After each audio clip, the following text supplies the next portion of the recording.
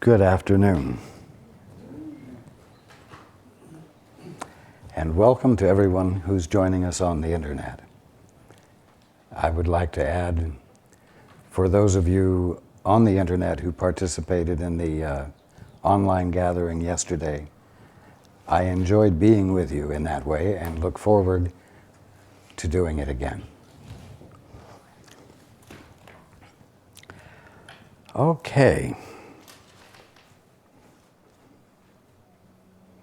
So we have been talking about the fact that being, creation, the movement of God is a singularity,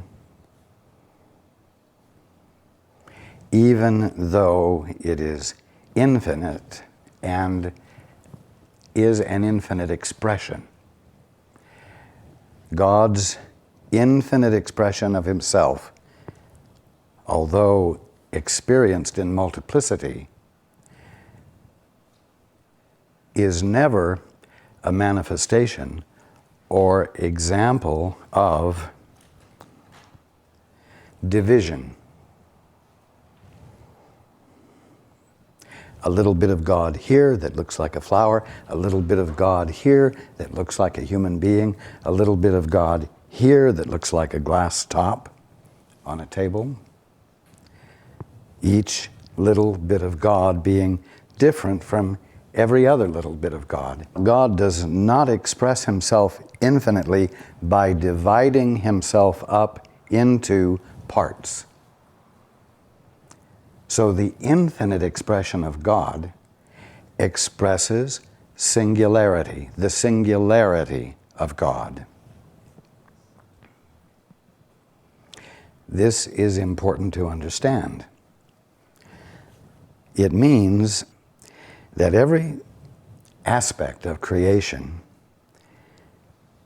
has one task, has one thing to be, and that is to be that which reflects its source, to be that which glorifies that which is being it at that moment.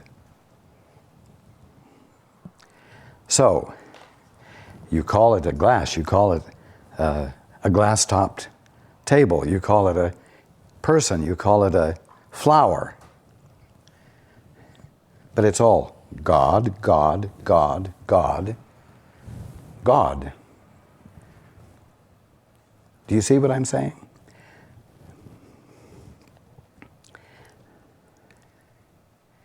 Here's another way of putting it, and I've said it before. Everything you are looking at, the glass top on the table, the glass mug, the flower, the person sitting across the room, is some aspect of the infinitude of your being. It's all you. And here's another helpful aspect.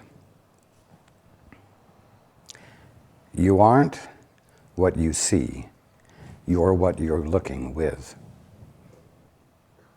Therefore, you are mind, in which glass top on the table, mug, flower, human being, is being experienced.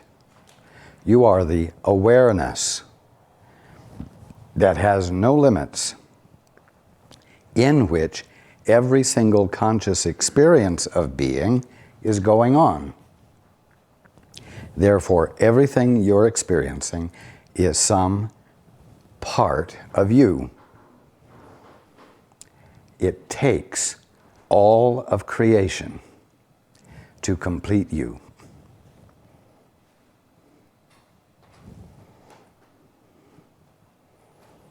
Just be with that for a moment. Without every aspect of creation, you would be incomplete.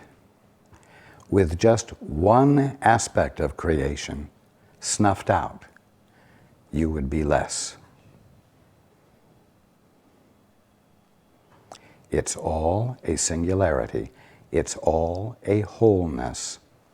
And the wholeness that God is, that is called creation moving,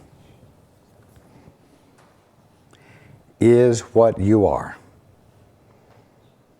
is what is embodied in every single, quote, aspect, unquote, of creation. Therefore, no aspect of creation can be at odds with any other aspect of creation.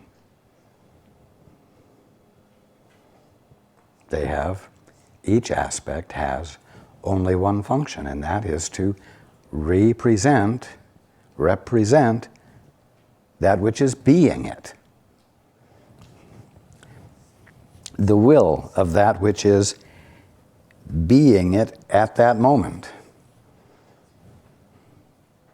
And mind you, all of creation is brand new in every moment, because nothing is going on at all without God being it.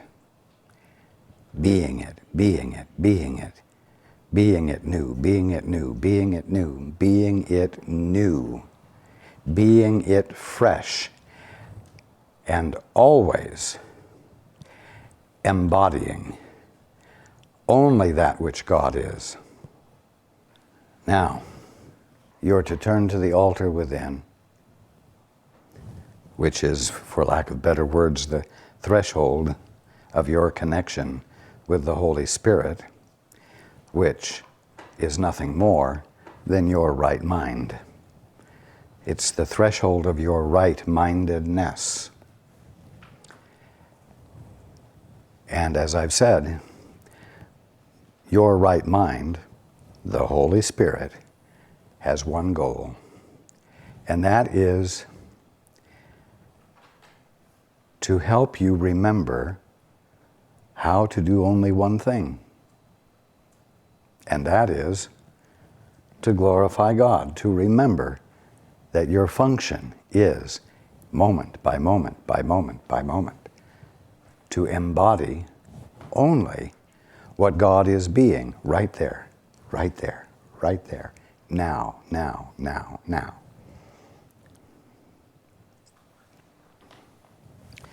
Now, last week, we ended up with this. It's the paragraph before the one I said we would start on. You made the effort to learn, and the Holy Spirit has a unified goal for all effort, for any effort that you put forth in any direction. The Holy Spirit has a unified goal for all effort. He adapts the ego's potentials for excelling to potentials for equalizing. This makes them useless for the ego's purpose, but very useful for his.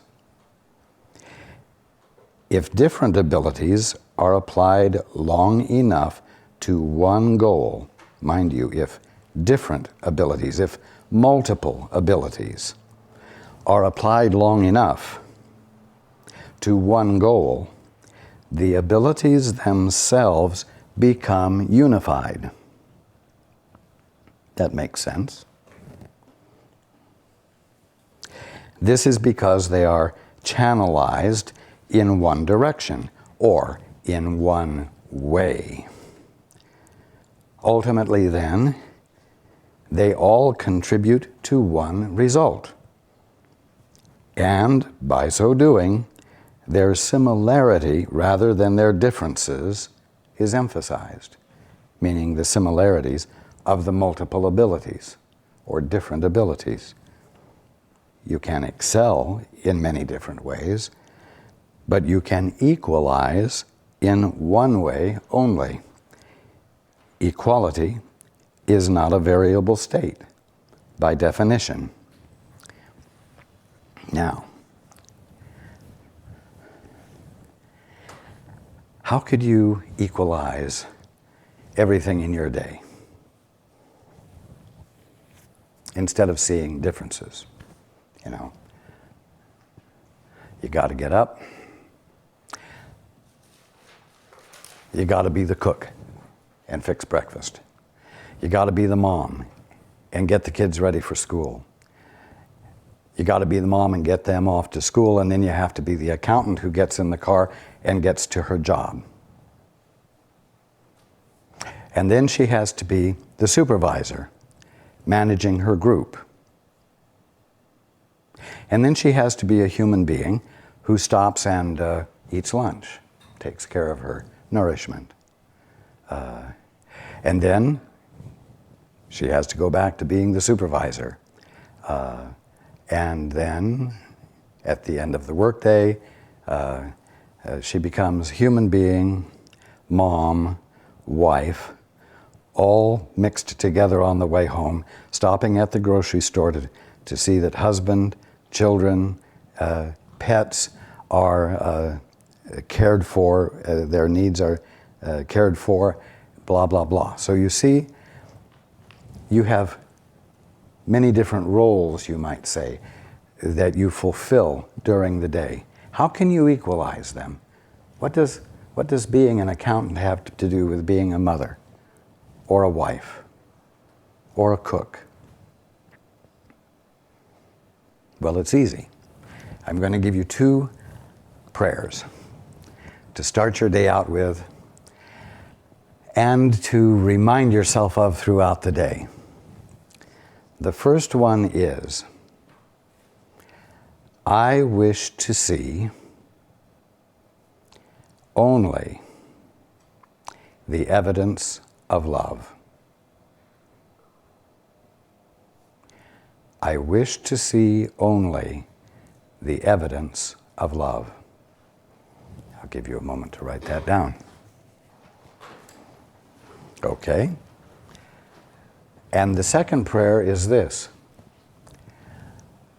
I wish to be only the evidence of love. I wish to be only the evidence of love. Can you see that if you have these 2 prayers as your conscious intent, it will unify your whole day? Mom, supervisor, human being, wife, nurturer,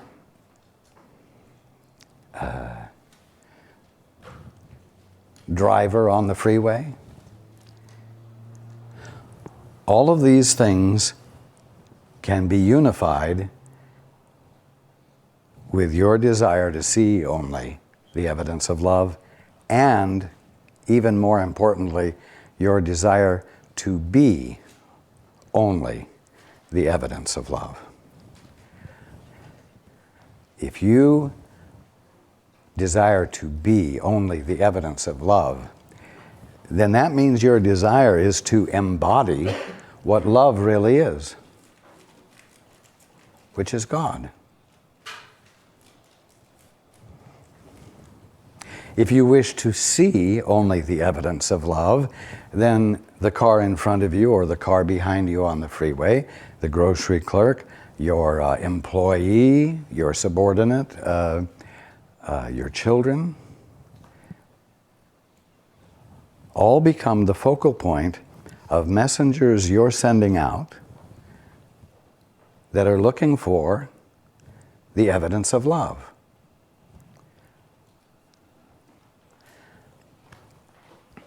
It can even be one of your enemies. It can be somebody who's been a very difficult individual in your life and continues to be very difficult. But your intent is to see only the evidence of love. So that is the messenger you will send out to everyone and everything that you encounter in the day. That means you have a unified intent, a singular intent. And the messengers that will come back to you will confirm singularity.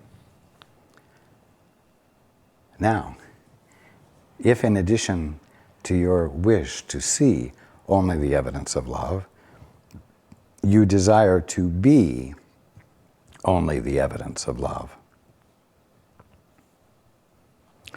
you can see that will unify your behavior throughout the day, no matter what role you seem to be called upon to fulfill as you go through the day. Now, all of these different, seemingly disconnected things, roles, being an accountant and a supervisor, that are different from being a wife and a cook. The differences fade. The differences hold no significance, because every single action you engage in comes under the heading of your desire to be only the evidence of love. You see?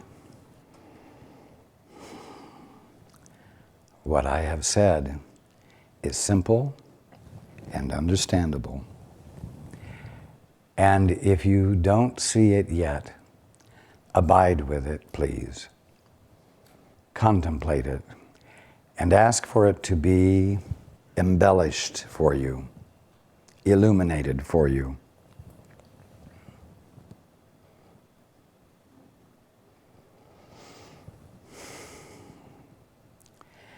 If you are going to end up experiencing the singularity of creation, which is the unalterable fact of it, and thus escape from the apparent experience of diversity of intents and purposes and diversity of nature that you see all around you, that makes life seem to be conflicted, you're going to have to start using your mind differently, with more singularity. And you're going to have to withdraw your investment in your confidence that indeed you live in a conflicted world. Because as we've been saying, whatever you're confident about is what you're going to see. It's the lens through which you are looking.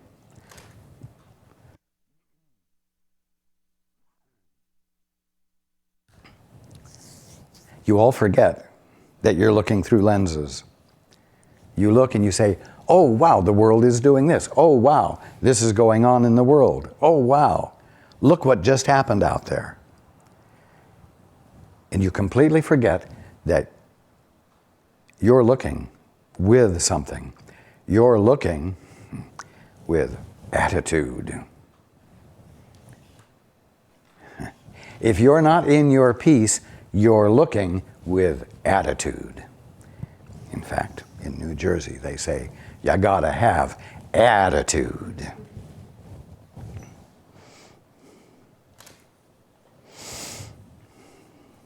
If you're not in your peace, you're looking with and through attitude. And attitude governs your view.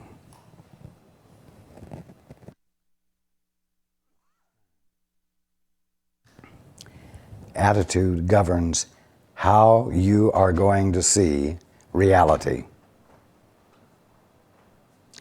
And if you forget the part that your attitude plays, if you forget the fact that you're looking through lenses, you will forget the part you're playing in what you're seeing. And once you've lost sight of that, you have been disempowered. And you will be at the mercy of what you're seeing, or at least you will believe you are. To become empowered doesn't mean to regain force, the presence of force in your world. To become empowered means to realize the part you're playing in determining how you're seeing reality, so that you can withdraw the part you're playing.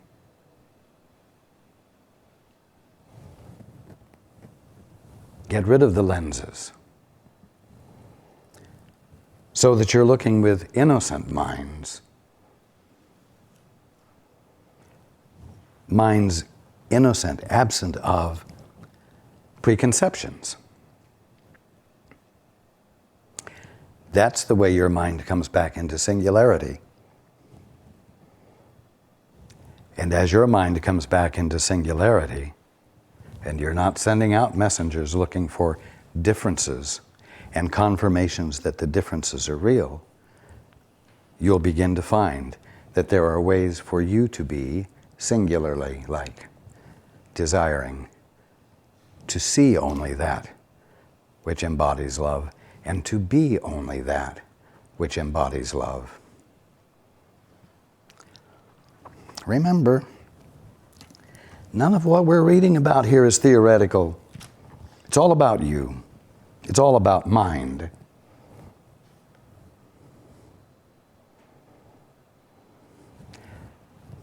And the very word miracles on the front refers to what? Sudden shifts of perception. Where? In your big toe? No, in your mind.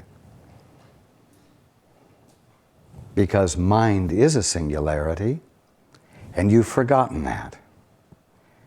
And everything that is going on that you are experiencing apparently out there, you are experiencing as a conscious experience in your mind. Therefore, it's all a mental experience. Therefore, everything you are seeing is nothing more than an idea. And the idea is eternal and therefore forever stable. So don't mistake and think that because we're talking about ideas and because you can change your mind, that ideas can change. Ideas are eternal because the source of the idea is God.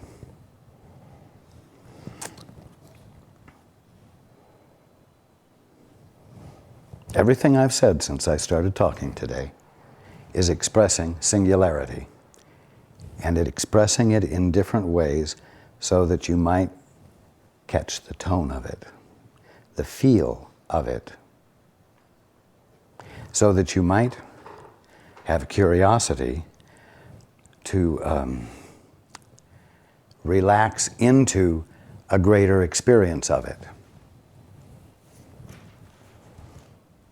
Why? So that your conscious experience of being becomes more of a singularity, and therefore more like God, more parallel to God. Because, as we've talked about, it's as, we'll say, divergent points of view begin to parallel each other that God can take the last step. Because where you're standing is so similar to what God is being that it's just a slip away, just a little loss of footing, you might say. And oops, you're no longer parallel to God. You're experiencing the fact that God is all there is of you, and there's no inclination on your part to have a separate point of view ever again.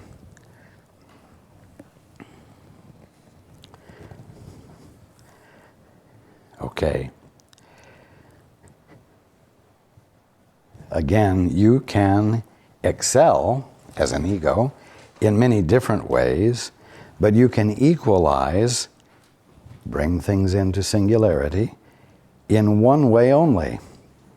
And the prayer that I gave you identifies that way.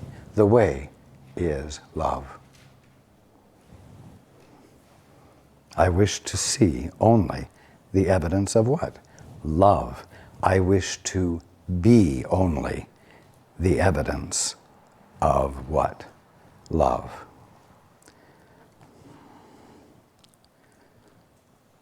Continuing, equality is not a variable state by definition.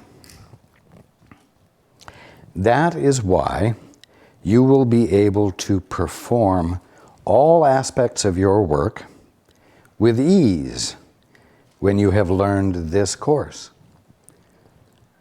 I could say that is why you will be able to perform all aspects or roles of your day with ease when you have learned this course. Because you will have found a way to bring it all into the singularity of love, the intent to see it as well as the intent to be it. And I will tell you that there's no moment in your day and no place you can be at any moment in your day that doesn't provide you with the opportunity to wish to see the evidence of love or to wish to be the evidence of love.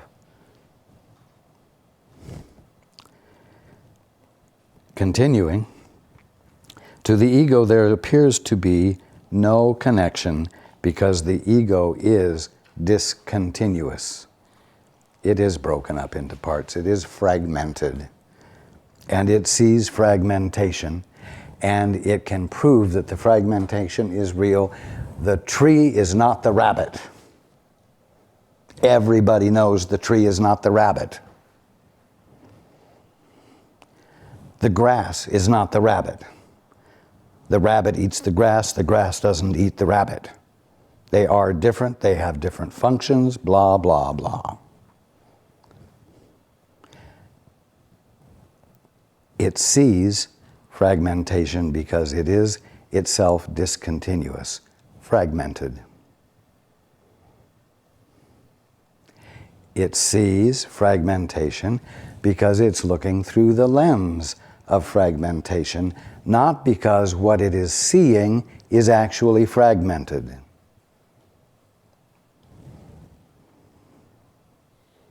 That's why when you go through your day and you see things that seem to be in conflict, you must remember that you're looking at it through a lens.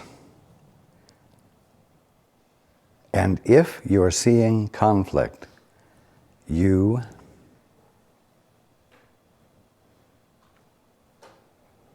have forgotten what you want to see and what you want to be. Thus you have set that lens aside.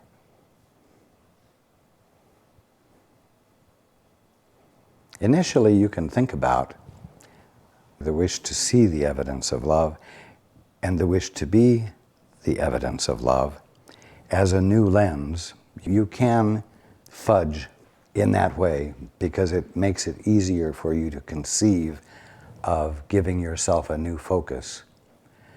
But the fact is that when you are seeing and being the evidence of love, you have taken off lenses. And you have said in so many words, "Thy will be done, Father.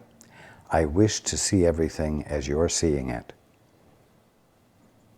Because that really is the only fundamental way there is for me to see anything. And if I'm seeing it in any other way, it's because I have chosen to utilize lenses that distort my normal way of seeing and distort